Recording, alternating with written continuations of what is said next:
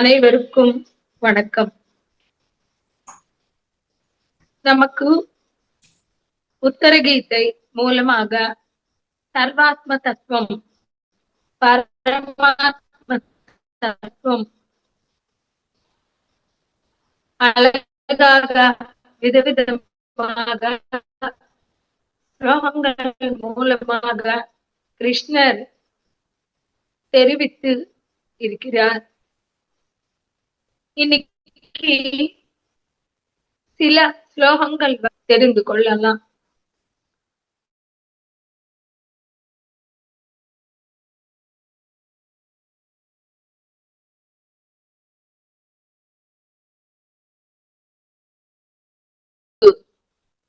பரமேஸ்வரருக்கு, பரபிரம்மாவுக்கு 5 மலங்கள் இருக்காது அப்படின்னு சொல்ல வராங்க. அந்த பஞ்ச மலங்கள் என்ன? 6 ஊர்மி, ஷடூர்மின்னு சொல்லுவாங்க. அவரு அவற்றை ஜெயிச்சு இருக்கிறாரு. அவற்றை தெரிஞ்சுக்கலாம். ஃபர்ஸ்ட் பஞ்ச மலங்கள், 5 அசுத்தங்கள் இல்லாதவன் அப்படின்னு அர்த்தம். அந்த மலங்கள் ஃபர்ஸ்ட் பாத்தீங்கன்னா ஆணவ மலம், கார்மிக மலம், மாயேன மலம், மாயக்க மலம், திரோதான மலம் அப்படின்னு சொல்லிட்டு பஞ்ச மலங்கள் நமக்குள்ள இருக்கிறதால என்னென்ன நடக்கும் அது ஒவ்வொரு பாயிண்டா சொல்றாங்க. 1 இருக்கலாம், 2 இருக்கலாம், நமக்குள்ள 5 பஞ்சமலங்கள் கூட இருக்கலாம். ஒவ்வொருத்தரும் ஒவ்வொரு மாதிரி இருப்பாங்க.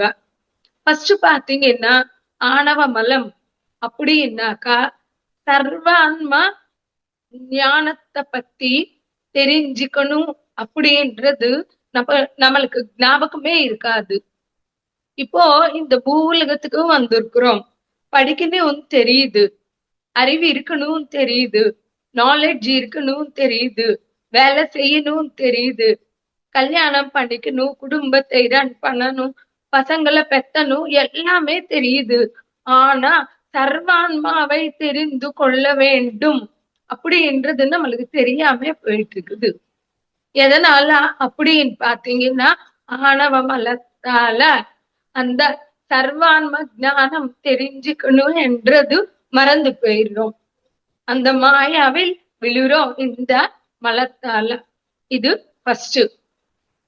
செகண்ட் பாத்தீங்கன்னா கார்மிக மலம் அப்படின்னாக்கா அர்த்தம் என்னன்னா வேதாந்த விஷயங்கள்ல நம்மளுக்கு ஆர்வம் இருக்காது.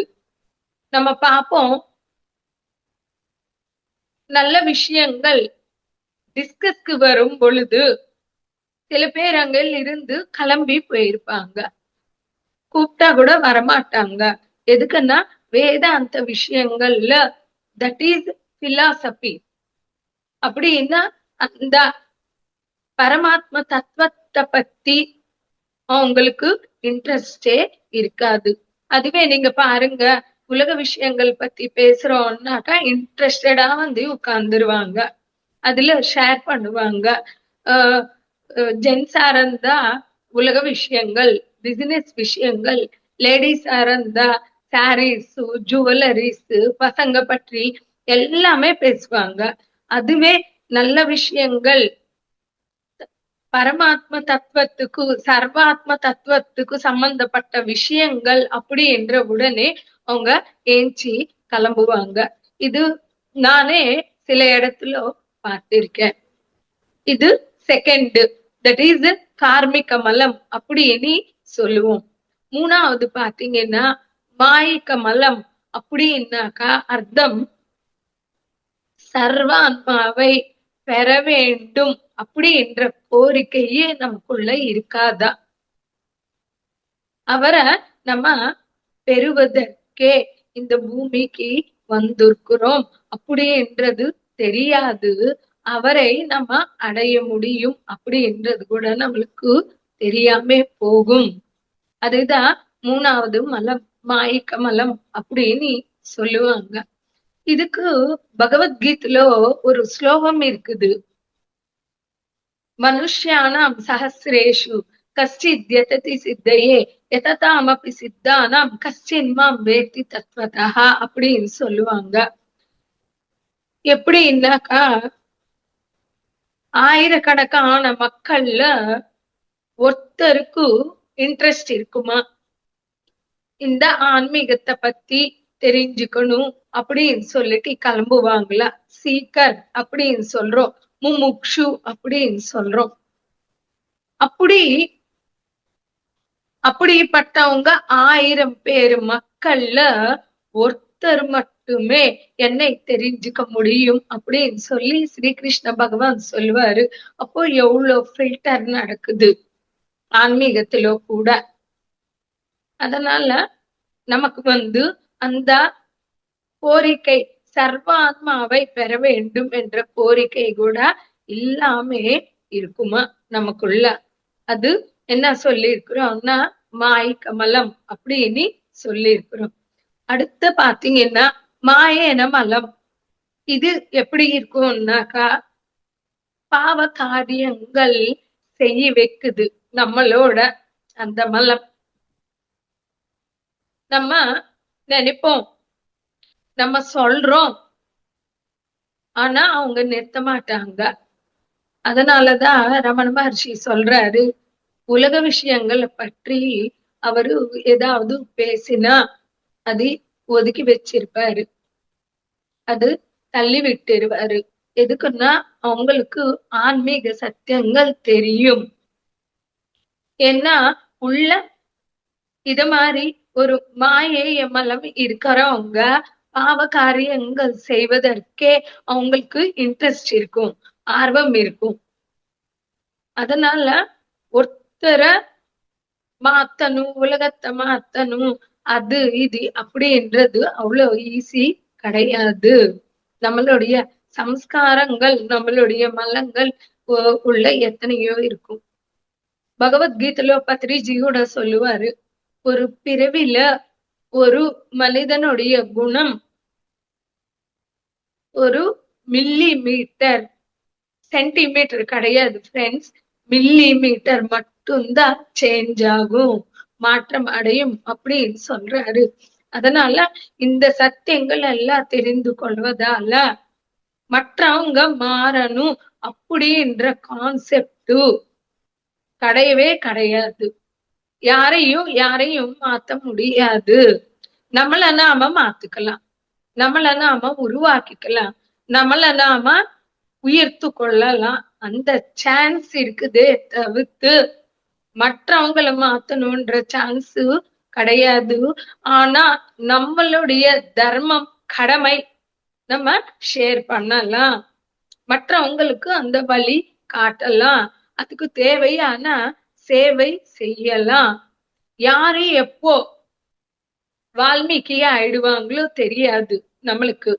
ஒரு திருடன்ல இருந்து வால்மீகி ஆயிருக்காரு. இப்படி போல உலகத்துல யாருக்கு எப்போ மாற்றம் வருமோ நமக்கு தெரியாததுனால அனைவருக்கும் கொடுக்க வேண்டிய டியூட்டி நம்மளதுதான்.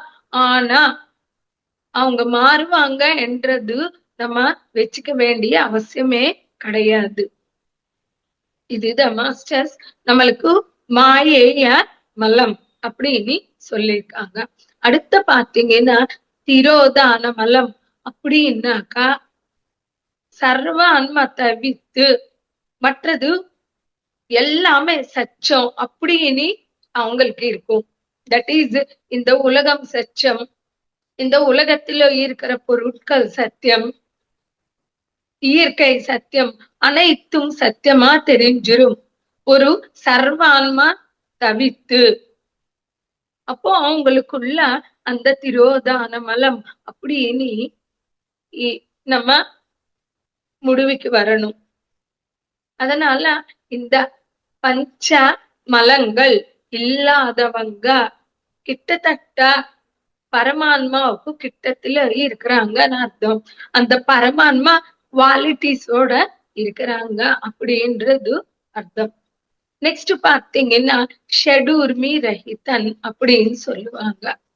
அப்போ மனிதனுக்கும் பரமாத்மாவுக்கும் இருக்கிற வித்தியாசம் என்ன அப்படின்னு பாத்தீங்கன்னா, ஃபர்ஸ்ட் வித்தியாசம், பிறப்பு இறப்பு இருக்காது. அது உடல் தர்மம். ஜென்ம மிருச்சு கிடையாது. இரண்டாவது, சுகதுக்கம் கிடையாது. இது மனதுடைய தர்மங்கள். மூன்றாவது பாத்தீங்கன்னா, நம்மளுக்கு பிராண தர்மம் அப்படின்னா பசி, தாகம். இந்த 6 மனிதனுக்கு இருக்கும், ஜீவாத்மக்கு இருக்கும். இந்த 6 சர்வாத்மக்கு இருக்காது. அதனால ஷெடூர்மி ரஹிதா அப்படின்னு சொல்லி சிவம் அப்படின்னு சொல்லியிருக்காரு. அதனால அவற்றை அப்பால் பட்டி இருக்கிறவர் தான் சர்வாத்மா அப்படின்னு இங்கே நம்மளுக்கு சொல்லியிருக்காங்க.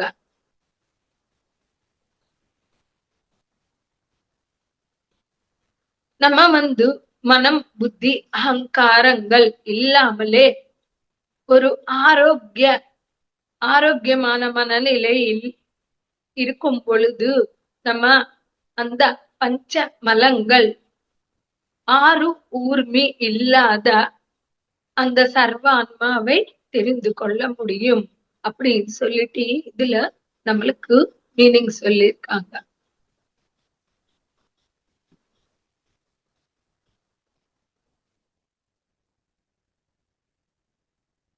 ஒரு நிமிஷம் ஃப்ரெண்ட்ஸ்.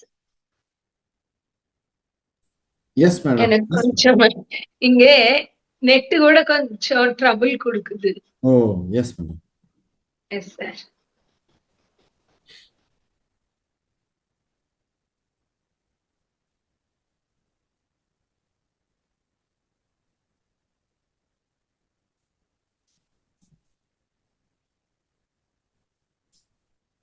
சார் ஒரே ஒரு 1 minute sir. Yes madam. Masters, அந்த தியான யக்னம் மே 16, 17 திருவண்ணாமலையில் நடைபெற உள்ளது. அதற்குரிய பேம்ப்ளெட் தயாரிப்பு நடந்து கொண்டு வருகிறது. அந்த மண்டபம் அங்க நிகழ்ச்சி நடைபெற உள்ள மண்டபம் வன்னிய மகால் என்று கூறப்படும் மண்டபம் திருவண்ணாமலையில். அதற்குரிய குறிப்புகள் எல்லாம் தயாரித்து கொண்டிருக்கிறார்கள். இன்னும் ஒரு சில நாட்களில் அது நமது குரூப்பில் வெளியிடுவார்கள். ஸோ அதை அனைவரும் பிரச்சாரம் செய்ய வேண்டும். அதை பற்றி அனைவரோடும் எடுத்து சென்று அதை நாம் நிகழ்ச்சிகள் இனிதே நடைபெறுவதற்கு நாம் முன்வந்து செயல்பட வேண்டும் என்று நான் கேட்டுக்கொள்கிறேன். மாஸ்டர்ஸ், இப்பொழுது அந்த உத்தரகீதா பற்றி மாஸ்டர் சினி மாஸ்டர் திருமதி பிரசாந்தி மேடம் அவர்கள் தொடர்ச்சியாக உரையாற்றி கொண்டிருக்கிறார்கள். Yes madam. Yes madam. Okay sir, continue பண்ணலாம் sir. Yes. Yes madam. Yes madam. Next பார்த்தோம்னாக்கா நம்மளுக்கு இன்னொரு அற்புதமான ஸ்லோகம் சொல்லியிருக்காரு. அது பாத்தீங்கன்னா, திலமத்தியே யதா தைலம், க்ஷீரமத்தியே யதா விருத்தம், புஷ்பமத்தியே யதா கந்தஹ, ஃபலமத்தியே யதா ரசஹ, காஷ்டாக்னி வக்திரகாசேதா ஆகாசே வாயு வச்சரேத்தன்னு சொல்லியிருக்காரு. அப்படின்னாக்கா ஒரு எல் இருக்கும், எல் விதைகள் இருக்கும், அதுல எண்ணெய் இருக்கும். ஆனா நமக்கு கண்ணுக்கு தெரியாது.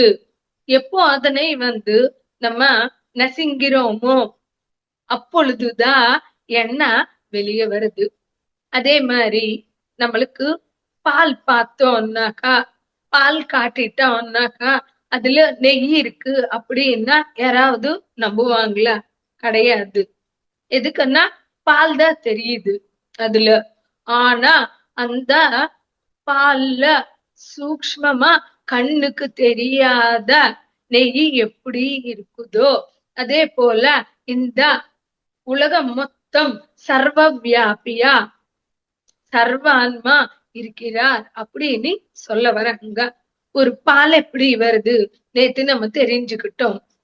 தயிர் பண்ணி அதுல வெண்ணெய் எடுத்து அத கரைய வச்சாதான் ஃபார்ம் நெய் ஃபார்முக்கு வருது. அப்போ அந்த பாலில் ஏற்கனவே நெய் உள்ளது. அதே போல நமக்குள்ள கடவுள் இருக்கிறாரு. இந்த புலங்களை, இந்த மனதை நம்ம தெளித்தல் செய்வதால நமக்கு உள்ள இருக்கிற கடவுள் வெளியே வர ஆரம்பிச்சிருப்பாரு. அதுதான் இங்கே நம்மளுக்கு க்ஷீர மத்தியே யதா குருத்தம், குருத்தம்னா நெய். நம்ம பார்த்தோம்னாக்கா க்ஷீரசாகர மதனம் அப்படின்னு சொல்றோம். பால்கடல் தெளித்தல் அப்படின்னு சொல்லும் பொழுது தியானத்துக்கும் இதுக்கும் ரிலேட்டடா நம்ம தெரிஞ்சுக்கலாம். தியானத்துக்கு வந்த புதுசுலோ நம்மளுக்கு தெரியும், நம்ம எது கேட்டோம்னா கிடைக்கும், நினைச்சோம்னா நடக்கும் அப்படின்னு சொல்றோம். நீங்க பாத்தீங்கன்னா பால்கடல் தெளிக்கும் பொழுது என்னென்ன வருது? ஐராவதம் வருது, கல்ப விருட்சம் வருது, அக்ஷய பாத்திர வருது, லக்ஷ்மி தேவி வருது. அப்படி நம்மளுக்கு சில உலக பொருட்கள் வரும். அதோட நிறுத்தாமலே நம்ம இன்னும் தெளித்தோம்னாக்கா என்ன நடக்குது? விஷம் வருது. விஷத்தை சிவன் மட்டும்தான் கழுத்துல வச்சிருக்காங்க. அப்படின்னா ஏதாவது ஒரு விஷயம் நல்லது தேவை அப்படின்னாக்கா சில விஷயங்கள் வரும். அமிர்தத்துக்கு முன்பு விஷம் வருது, அப்புறம்தான் அமிர்தமே வருது. தட் இஸ் நம்ம அந்த விஷம் போல இருக்கிற விஷயங்களை கழுத்துல வச்சதால அடுத்த ஸ்டேஜுக்கு போறோம். அமிர்தத்தை பெற தகுதி நம்மளுக்கு வருது. அதனால அந்த விஷயங்கள் விஷம் போலவே கழுத்துல வச்சுக்கும் பொழுது நம்ம சிவனா மாறுகிறோம். கடைசியில அமிர்தம் வருது. அதே போல தியானத்தில் நம்மளுக்கு ஃபர்ஸ்ட் தேவையானது வரும். அடுத்த சில கர்மங்கள், சில தடங்கள் வந்தா அவற்றை தாண்டி போனா நம்மளுக்கு அந்த அமிர்தம் கிடைக்குது. அத போல நம்ம இங்கே பார்த்தோம்னாக்கா சர்வ ஆன்மா அனைத்து இடங்களில் மொத்தமா இருக்கிறாரு, சூக்ஷ்மமா இருக்கிறாரு. அதே போல புஷ்ப மத்தியே யதாகந்தஹா அப்படின்னா ஒரு பூ இருக்குது, பட்டு மாதிரி இருக்கும் பொழுது அதுல நம்மளுக்கு ஃப்ராக்னன்ஸ் ஸ்மெல்லு தெரியாது. அது விரியும் பொழுது மட்டும்தான் தெரியும். அப்போ அந்த ஃப்ராக்னன்ஸ் அதுக்கு உள்ளே இருக்குது, இப்போ தெரியல. அத போல பலமத்தியே யதா ரசஹா அப்படின்னா ஒரு சாத்துக்குடி இருக்கு, பாக்குறதுக்கு அதுல ஜூஸ் இருக்கும் அப்படின்னு நம்மளுக்கு எப்படி தெரியும்? அது பழமா பாக்குறோம், ஆனா அதுல ஜூஸ் இருக்கு. அதனால காஷ்டாக்னி வத்ரகாசேதா ஆகாசே வாயு வச்சரே. எப்படி வானம் அனைத்து இடங்களில் இருக்கின்றதோ அத போல சர்வாத்மா அனைத்து இடங்களில் இருக்கின்றார் அப்படின்னு சொல்றாங்க.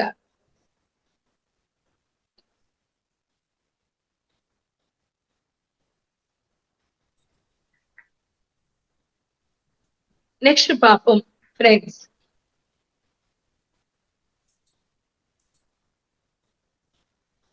தூரஸ்தோபின தூரஸ்தஹ, பிண்டஸ்தஹ பிண்டவர்ஜிதஹ, விமல சர்வத்தோ தேஹி சர்வவியாபி நிரஞ்சனா. அப்படின்னு பாத்தீங்கன்னா தூரஸ்தோபின தூரஸ்தஹ, தட் இஸ் தூரமா இருக்கிறாரு அப்படின்னு நினைக்கிறோம், ஆனா தூரமா கிடையாது, நமக்குள்ளே இருக்கிறாரு. இந்த பிண்டத்துல கூட இருக்கிறாரு, ஆனா நம்ம என்ன நினைக்கிறோம்னா தூரமா இருக்கிறோம் அப்படின்றது நினைக்கிறோம். கிடையாது அப்படின்னு சொல்லிட்டு சொல்றாரு. காயஸ்தோபின காயஸ்தா காயஸ்தோபின ஜாயத்தே காயஸ்தோபின புஞ்சானஹா காயஸ்தோபின பத்தியத்தே. இந்த காயம்னா அர்த்தம் என்ன? இந்த உடல்லோவே இருக்கிறாரு. ஆனா இந்த உடலோட சம்பந்தம் இல்லாமே இருக்கிறாரு. இந்த உடலுக்கு தூரமா இருக்கிறாரு. ஆனா கிட்டத்துல இருக்கிறாரு. இது லாவோஜு கூட சொல்லுவாரு இதே மாதிரி. முன்னாடி கிடையாது, பின்னாடி கிடையாது, சைட்ல கிடையாது, மேல கிடையாது, கீழே கிடையாது, இங்கேயே இருக்குது அப்படின்னு சொல்லுவாரு. அதனால சர்வான்மா இங்கேயே இருக்காரு. ஆனா இதுக்கு தூரமா இருக்கிறாரு. இது பாரடாக்ஸ் மாதிரி இருக்கும் கேக்குறதுக்கு. ஆனா அவரு இருந்து கூட ஒட்டி இல்ல, இதுக்கு தூரமா இருக்கிறாரு அப்படின்னு கொஞ்சம் இது புரிஞ்சுக்கிறதுக்கு நம்ம முயற்சி பண்ணணும். இதுதான் மாஸ்டர்ஸ்.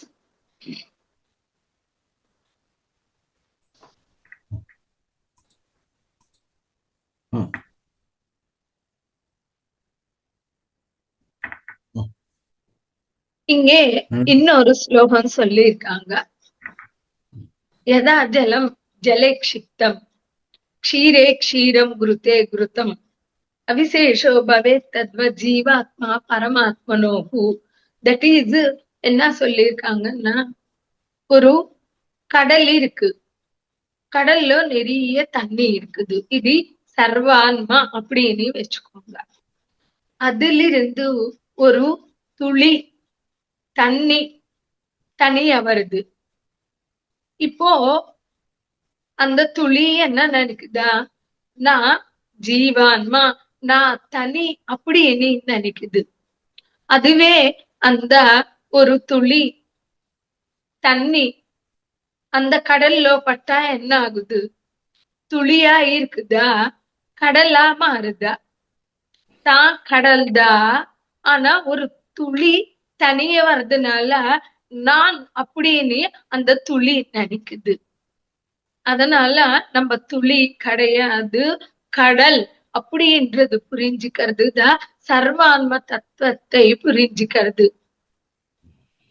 கொஞ்சம் தண்ணி இருக்குது, அந்த தண்ணியில இன்னொரு கொஞ்சம் தண்ணி ஊத்திட்டோம், எல்லாமே தண்ணி தான், வேற வேற கிடையாது. அதான் யதா ஜலம் ஜலே க்ஷிப்தம், கொஞ்சம் தண்ணியில தண்ணி ஊத்தினா தண்ணி தான்.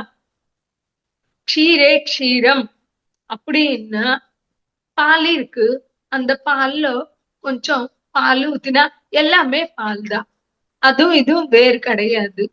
அதே போல நெய் இருக்கு, நெய்யில இன்னும் கொஞ்சம் நெய் ஊத்திட்டோம், எல்லாமே நெய் தான், அது இதுவும் வேறு கிடையாது. அத போல சர்வான்மா ஜீவான்மா ரெண்டுமே ஒண்ணுதான் அப்படின்னு சொல்லி சொல்றாங்க. தத் ஜீவோ ஜீவாத்மா சர்வாத்மா அப்படின்னு சொல்லி இங்க நம்மளுக்கு சொல்லி இருக்காங்க. நெக்ஸ்ட் பாத்தீங்கன்னா, கட சம்பிருத்தம் ஆகாசம் லீயமானே யதா கட்டே கடோனஸ்யதின ஆகாசம் தத்வத் ஜீவஹ பரமாத்மனி. இன்னொரு உதாரணம் கூட இங்கே நம்மளுக்கு சொல்றாங்க. என்னன்னு பாத்தீங்கன்னா, கட்டம் அதாவது கட்டாகாசம் சிதாகாசம் அப்படின்னு சொல்லியிருக்காங்க. நம்ம இறந்தி போகும் பொழுது நம்மளுக்கு சுடுகாட்டுல ஒரு சாங்கியம் செய்வாங்க. என்னன்னா, ஒரு பானை உடைச்சிருப்பாங்க, பானை உடைச்சிட்டு ஒரு 3 ரவுண்ட்ஸ் பண்ணிட்டு அப்புறம் தான் மிச்ச ப்ரோக்ராமும் முடிச்சிருப்பாங்க. எதற்காக இது வச்சிருக்காங்க அப்படின்னா, கட்டாகாசம் சிதாகாசம் அப்படின்னு சொல்லியிருக்காங்க, இல்லைன்னா மகாகாசம். இப்போ ஒரு பானை இருக்குது, அதுல வானம் இருக்குது. அதுவே அத உடைச்சிட்டோம்னா மேல இருக்கிற வானத்தோட அதுவும் இதுவும் கலந்து போய் இருக்குது. இப்போ தனியா கட்டாகாசம் அப்படின்றது கிடையாது. இதுவும் அதுவும் சேர்ந்து ஒன்னா மாறிடுச்சுன்னு அர்த்தம். இதுதான் கட்டாகாசம் சிதாகாசம். அந்த பானையில இருக்கிறவருக்கும் ஜீவாத்மா, அந்த பானை அதாவது உடல் விட்டோம்னா பரமாத்மா, தட் இஸ் எல்லையற்றையா இருப்போம் அப்படின்னு சொல்லிட்டு இதுல சொல்லியிருக்காங்க. ஜீவான்மா பரமான்மா தனி கிடையாது. அது ஃபர்ஸ்ட் நம்ம புரிஞ்சுக்கணும். இதுக்கு என்ன சொல்லியிருக்காங்க அப்படின்னா, பூர்ணமத பூர்ணமிதம் பூர்ணாத் பூர்ணமுதச்யதே பூர்ணஸ்ய பூர்ணமாதாய பூர்ணமேவ அவசிஷ்யதே. அப்படின்னாக்கா நம்மளுக்கு என்ன சொல்லியிருக்காங்கன்னா, அதுவும் பூர்ணமே இதுவும் பூர்ணமே. அது ஜாஸ்தி கிடையாது, இது கம்மி கிடையாது, அனைத்தும் பூர்ணமே. ஒரு தாயில் இருந்து ஒரு குழந்தை வருது, தாயி பூர்ணமே, அந்த குழந்தையும் பூர்ணமே. அதுக்கு ஏதாவது கம்மியா இருக்கா?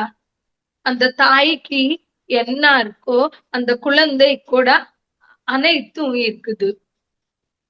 தாய்க்கு 2 கண்ணு இருக்கு, மூக்கு இருக்கு, காது இருக்குன்னா அந்த குழந்தை கூட இருக்குது. தாய்க்கு ஹார்ட் இருக்கு, லிவர் இருக்கு, நுரையீரல் இருக்கு. தாய்க்கு என்ன இருக்கோ அந்த குழந்தை கூட அனைத்தும் இருக்கு. எதுவும் குறையல. அதுவும் பூர்ணம் இதுவும் பூர்ணம். தாயி பூர்ணம், குழந்தை பூர்ணம். அதே போல சர்வாத்ம பூர்ணம். இங்கே ஜீவாத்ம கூட பூர்ணம். இதை இன்னும் கூட நம்ம தெரிஞ்சுக்கலாம். ஒரு மாவு, கோதுமை மாவு வச்சுக்கோங்க, பிசைஞ்சு வச்சிருக்கிறோம். அதுல இருந்து ஒரு சின்ன உருண்டை எடுத்திருக்கிறோம். இப்போ அங்க பிசைஞ்சு வச்சினதுல அதே குவாலிட்டி இருக்கும். அதுல இருந்து எடுத்த ஒரு சின்ன உருண்டல கூட அதே குவாலிட்டி இருக்கும், எதுவுமே மாறாது. அத போல பரமாத்மா ஜீவாத்மா ஒண்ணுதான். பூர்ணமத பூர்ணமிதம் பூர்ணாத் பூர்ணமுதச்யதே பூர்ணஸ்ய பூர்ணமாதாய 0 + 0 0 0 - 0 0 0 × 0 0 மொத்தம் பூர்ணமே, எதுவும் குறை கிடையாது அப்படின்னு சொல்லிட்டு நம்மளுக்கு சொல்ல வராங்க. இரண்டுமே ஒண்ணுதான். நெக்ஸ்ட் பார்த்தோம்னாக்கா, கவாமநேக வர்ணானாம் க்ஷீரஸ்யாப் ஏகவர்ணதா க்ஷீராவத்பாதி விஜ்ஞானம் தேஹீனாஞ்ச கவாம் யதா. இன்னொரு உதாரணம் கூட சொல்றாங்க. எத்தனை உதாரணங்கள் சொல்லுவாங்களோ நம்ம புரிஞ்சுக்கிறதுக்கு இந்த உத்தர கீதையில. ஜீவாத்மா பரமாத்மா கவாமநேகா அப்படின்னா பசுக்கள் நிறைய இருக்கும். கோவு விதவிதமான கலர்ஸ்ல இருக்கும். ஒண்ணு வெள்ளையா இருக்கும், ஒண்ணு கருப்பா இருக்கும், ஒண்ணு பேச்சஸ் கலர் பேச்சஸோட இருக்கும். ஆனா அனைத்தும் கோவு கொடுக்கறது பாலு ஒரே கலர்ல இருக்கும்.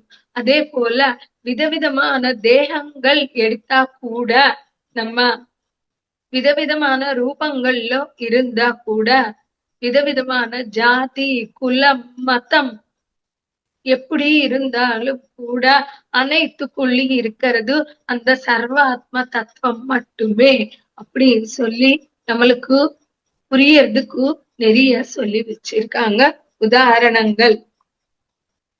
தேகங்கள் தான் மாறுது. அதே போல பானை பார்த்தீங்கன்னா ஒரே மண்ணோட செய்யப்பட்டுள்ளது. அந்த பானை விதவிதமான சைஸ்ல இருக்கலாம், விதவிதமான ஷேப்ல இருக்கலாம், கொஞ்சம் கலர் வித்தியாசம் இருக்கலாம். ஆனா அந்த பேசிக் எதை இருக்குதோ மண்ணு அது ஒண்ணுதான்.